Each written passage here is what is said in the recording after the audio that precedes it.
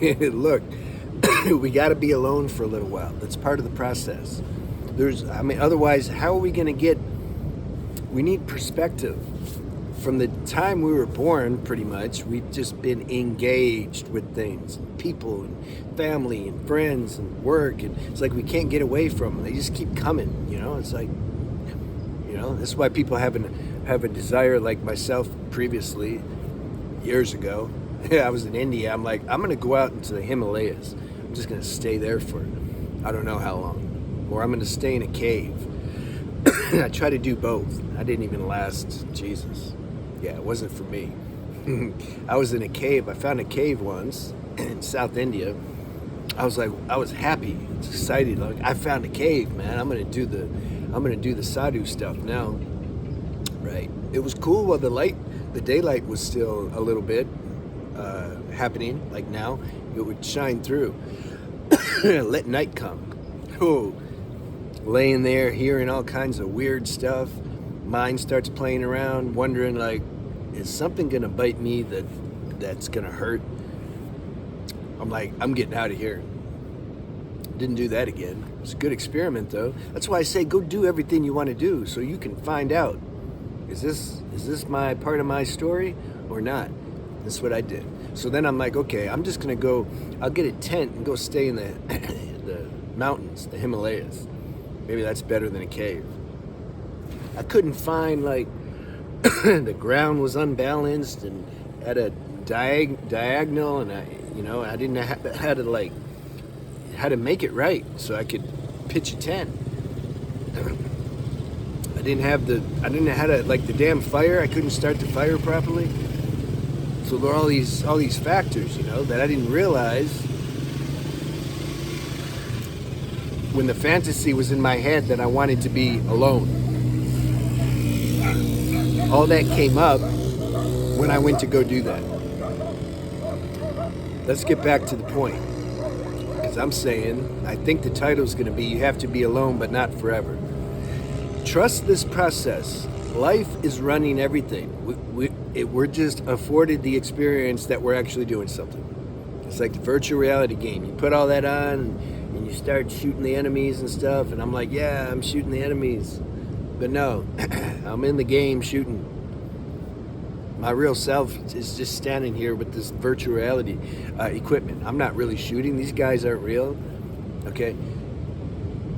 Point is, when that moment calls and gives you a tendency that you should just be alone for a while, just honor that.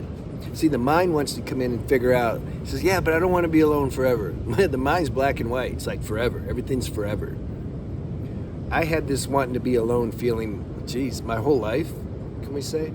But really, when I started to want to get deeper into meditation and spirituality in my, late teens, early 20s, because I stopped getting high and all that stuff and partying when I was 15. So I had a lot of time on my hands to contemplate and introspect.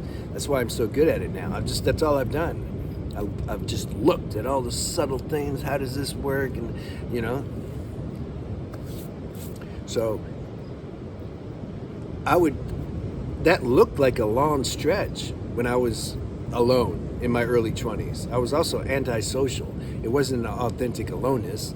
I was secretly harboring this feeling like, man, I'm just different than everybody. Like, nobody's on this level. Nobody's got nothing on this. Like, God, hook me up. Like, where are the high level people?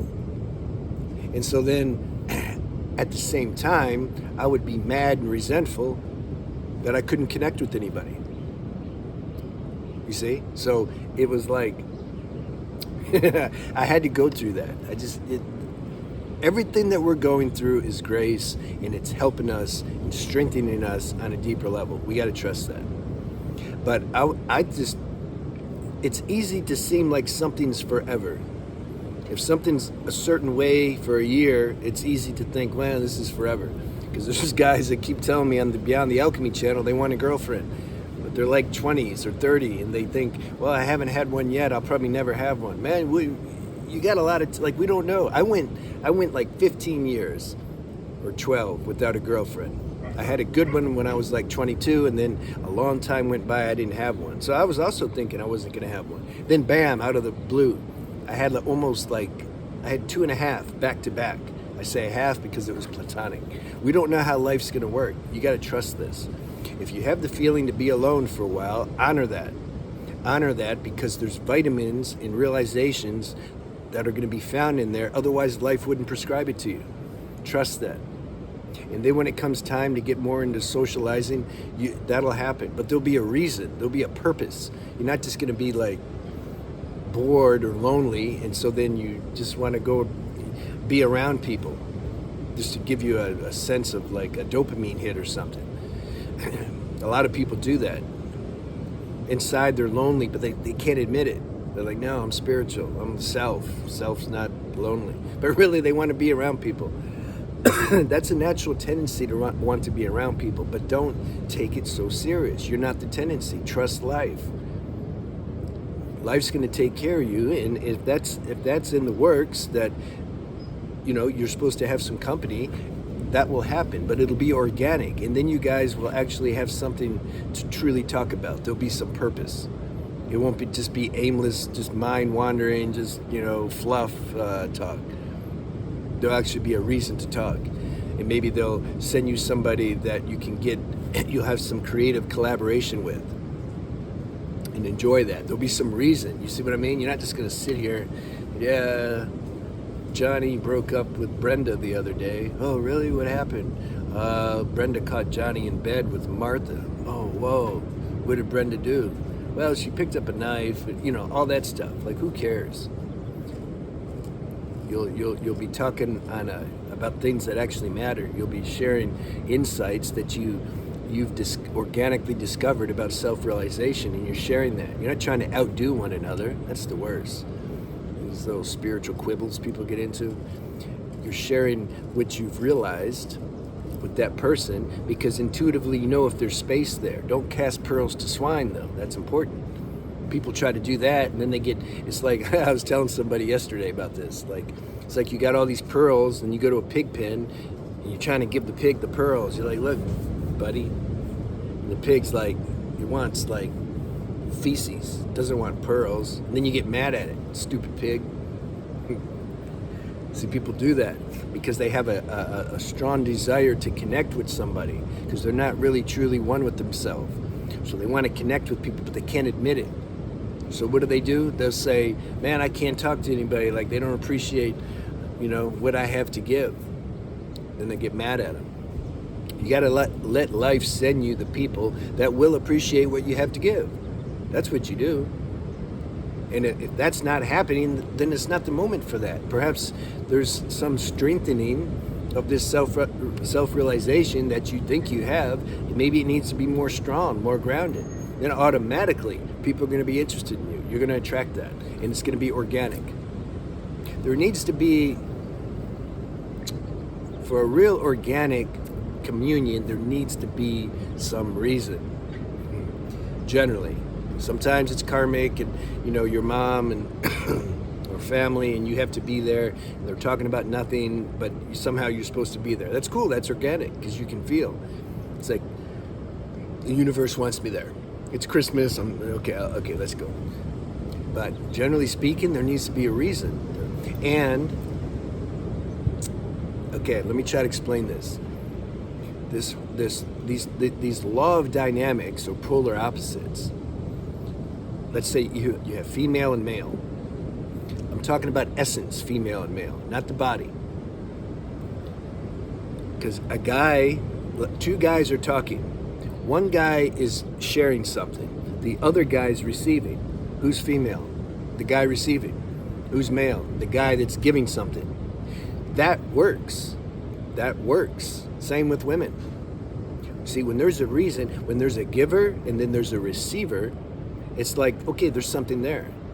But when that dynamic isn't at play, when life doesn't prescribe that dynamic, and you're just talking. I don't know what they talk about, because I don't talk. I don't get into that. If that dynamic's not there, you're just kind of wasting your time. It's cool. You can talk about some football game or whatever. I like UFC sometimes, because it reminds me of me. But after a couple minutes, it's like, okay, what's next? The example I want to give, though, there were two gurus. Both were self-realized.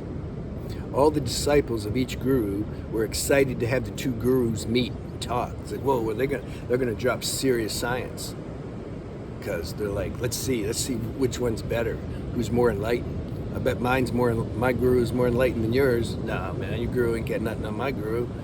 Okay, we're gonna find out. So they try to work it out with the gurus. So the gurus are like, okay, we'll meet. They're meeting for a much different reason than what the disciples think they're meeting for. So they meet. They're just looking at each other. That's it. They spent, I don't know how long. They just stared at each other and smiled. Maybe they looked away. They didn't have nothing to say. What were they going to say? What's that guru going to say to that guru? There's nothing. That female-male dynamic play wasn't there. So there wasn't nothing to say. You see? So that's an important thing. That dynamic, generally speaking, it helps when it's there. And then it's a divine ordinance type thing. And then flow with that. If that's not happening, just enjoy your time alone. Sometimes you don't know how lucky you are. If you don't have a girlfriend and you want a girlfriend, yeah, enjoy this time without a girlfriend, and vice versa. When it's time to get some romantic mate, life will give it to you. You can't stop life from happening. It's going to happen. All right, let me know how you like that video.